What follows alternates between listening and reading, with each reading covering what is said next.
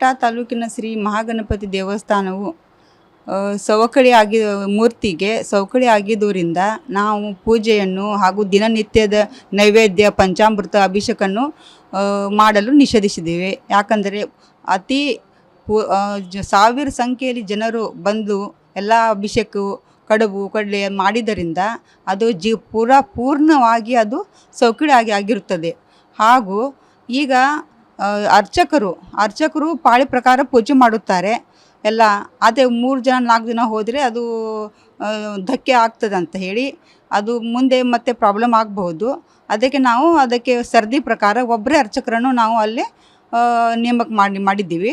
ಮತ್ತು ಮುಂದಿನ ಅರ್ಚಕರು ಅವರು ಸರದಿ ಬಂದಾಗ ಅವರು ಒಬ್ಬರೇ ಮಾಡಬೇಕಂತ ನಾವು ಇದು ಮಾಡ್ತಾಯಿದ್ದೀವಿ. ಆಮೇಲೆ ಜೀರ್ಣೋದ್ಧಾರ ಬಗ್ಗೆ, ದೇವಸ್ಥಾನದ ಜೀರ್ಣೋದ್ಧಾರ ಬಗ್ಗೆ ಈಗಾಗಲೇ ನಾವು ಕ್ರಮ ಕೈಗೊಂಡಿದ್ದೀವಿ.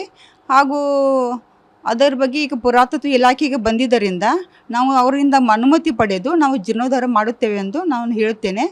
ಹಾಗೂ ಸರ್, ಇದು ಮೂರ್ತಿಯ ಪುರಾತತ್ವ ಇಲಾಖೆದವರಿಂದ ನಾವು ಅನುಮತಿ ಪಡೆದು ನಾವು ಇದು ಮಾಡ್ತೀವಿ. ಹಾಗೂ ಮಾನ್ಯ ಆಯುಕ್ತರು ಧಾರ್ಮಿಕ ದತ್ತಿ ಇಲಾಖೆ ಬೆಂಗಳೂರಿಂದ ಕೂಡ ನಮಗೆ ಲೆಟರ್ ಪತ್ರ 2015ರಲ್ಲಿ ಬಂದಿತ್ತು. ಇದು ಸ್ಪರ್ಶ ಪೂಜೆಯನ್ನು ನಿಷೇಧ ಮಾಡಿ ಅಂತ ಬಂದಿತ್ತು. ಆದರೆ ಇನ್ನೂವರೆಗೆ ಅದು ಇನ್ನೂ ಮಾಡಿದ್ದಿಲ್ಲ.